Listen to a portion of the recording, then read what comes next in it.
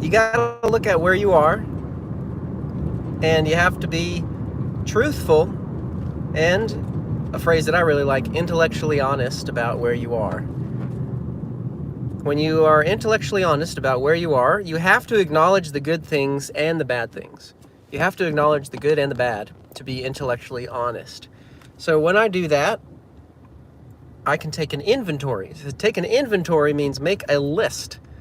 And this is an exercise. It's like you're at school and the teacher says, all right, make a list, everybody, of all the positive traits and qualities that you have, and be honest. And then all the negative traits and qualities that you have, and be honest. So this is an inventory. When you take an inventory of the positive traits and the negative traits, it might be the first time that you've done this. You might not be the kind of person that reflects well upon themselves. Or you might not be in a phase of your life where you're really doing that a lot. But what's interesting is that once you reflect upon yourself, then you can make an objective decision. You might find that indexing on your strengths is the best way to go. You might also find that plugging the bucket is the best way to go. So I mean plugging the bucket is you might have some sort of habit or problem or issue that really is just draining your life force, like an addiction. And you might want to get that under control before you venture out into something else. And in itself, that in itself is positive. That's a positive thing.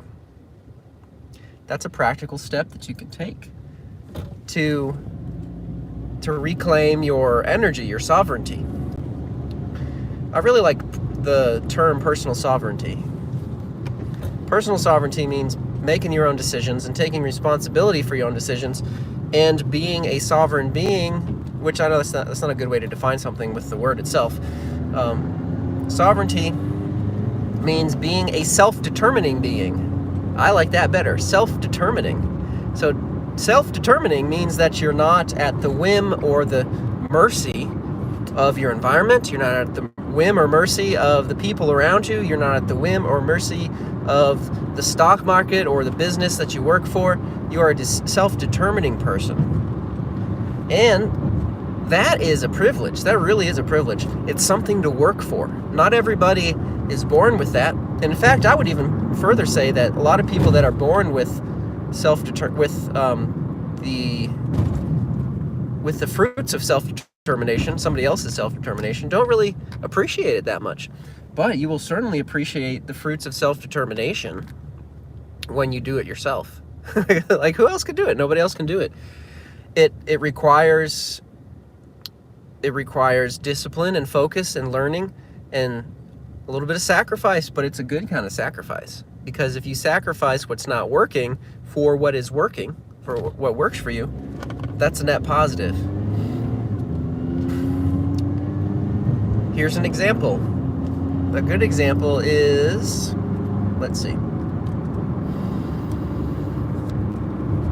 A good example is you get a job and you don't play as much video games. You spend less time playing video games. This is assuming that you're not like a pro gamer and that it's actually your career. This is assuming that it's just like a hobby, a pastime. If you play less video games and instead you learn the skill at a job, or you get a job that teaches you a skill, that's even better, then the time that you spend at the job, not only will you be compensated financially, but you'll also be compensated as far as building your skill set. And that is positive. You could learn how to do something, how to fix something, how to clean something, how to handle customers. That's a big one. Customer service. I did that. I did customer service. I did customer service for this big company, their online store that rhymes with Frisbee. And you had to be on, and I learned a lot about customer service. I really did. A lot of people will opt for an inferior product even if the company has better customer service, because they don't want to deal with bad customer service, because that's part of the entire package. So good customer service makes people want to make that decision even more. Isn't that crazy? A lot of people will opt for an inferior product with better customer service than they will for a better product with worse customer service with the company. That means that the customer service itself is part of the product, is part of the relationship with the company. You want that to be a good thing. You want people that care about you on the other end, that are easy to access on the other end, that know how to solve your problems and will work with you. People don't expect perfection. Everybody's human. Everybody that works for a company is human too. They don't expect perfection, but they would like responsibility on the other end. And that in itself is what can differentiate a decent company, a good company with a great product from a great company with a decent or good product. So the customer service itself it's like the customer relationship. And that's something that I learned. One thing that I like to do with my business, by the way, is I play piano at retirement communities, and I'm growing my army of piano players, this brotherhood of piano players, or sisterhood. But right now it's just guys, so it's brotherhood. I'm not opposed to sending ladies out to play and entertain though. But anyways, part of what I'm doing is I'm growing this army of piano players to go out and play gigs that I can't play. And I want to grow a consistent way of generating gigs, because right now I'm calling places and I'm saying, hey, do you want a piano player to play? And then I'll go out and play the gig, and I'm doing really well doing that. I'm staying really busy. I had 3 gigs today in 3 different states. Granted, I live in like the corner of a state. I live in the corner of Tennessee. So it's easy to get to Mississippi, Alabama, Missouri, Illinois, and Arkansas. And I played in Arkansas and Mississippi and Tennessee today, which really wasn't that difficult. First in Arkansas, I drove an hour and 15 minutes, played a gig, drove an hour and 15 minutes back, and then I ate lunch at my place, and then I drove to Mississippi, which was 40 minutes away, played that gig, and then drove to Tennessee to play another gig. So it was a good day. But I digress. Part of what's made me successful in that business is I'm accountable and responsible. I show up when I say I'm going to show up. And if I'm running late, like I'm a human being, and sometimes I'll run late, or there's traffic, like there was traffic today. There was traffic today. So what I do is I take responsibility and I say, hey, I call up the activities director that I work with and say, hey, I'm running late. Most of the time, they're like, that's all right, drive safe, we'll see you when you get here. That's being responsible, that's being accountable. So being accountable is saying, hey, I messed up. That was me. I will own it. That was me, I will own it. Being responsible, I think, is saying that was me, I'll own it, and I'll do better. And then being impeccable, I think, is clearing up that record and making your record better after that. That was me, I'll own it, and then I'll do better. And I like that. I have a high standard. I have high standards in general. Having a high standard doesn't necessarily mean living a high standard. Because, like, what if your high standard requires a lot of money and you don't have a lot of money?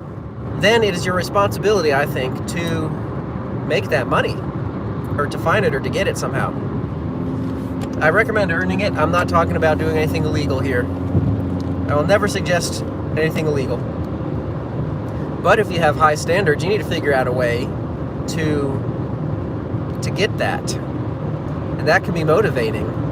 And the way that high standards can motivate you is that say you have like say you have expensive taste. If you have expensive taste in food, for example, but your budget can't justify eating out every night, especially at the restaurants that you want to eat out at, well, you got to get that money somehow. You got to figure out a plan. And this is a high level thought, because this thought causes you to expand and to grow. And I'm a big fan of growth. I think that growth is what I'm here for in some capacity. Hey, yo, Jotaro Kuju, thank you for joining. I'm talking about practical motivation. and how high standards can motivate you to growth, and that it's okay to have high standards even if it's out of your budget. I'm not saying break your budget. In fact, I'm saying you shouldn't break your budget. I'm saying you should respect your budget. Let me rephrase that. What's worked for me, I'm not telling you what you should do. It is a bit of practical advice. But to be specific, I'll talk about what's worked for me, because I have high standards. I know what's really high quality food, for example, or wine or whiskey. I like that stuff. I like high quality food and wine and whiskey and art and theater and music and clothing. I like that stuff. But it's expensive. And right now in my life, I don't have a ton of extra money. But I like that because there is a dissonance between where I am and where my standards are. And that dissonance, it's palpable enough to be a little uncomfortable, but it's also practical enough to motivate me to grow and to achieve, so that someday I might enjoy the fruits of my labor. And it's a righteous labor, especially if I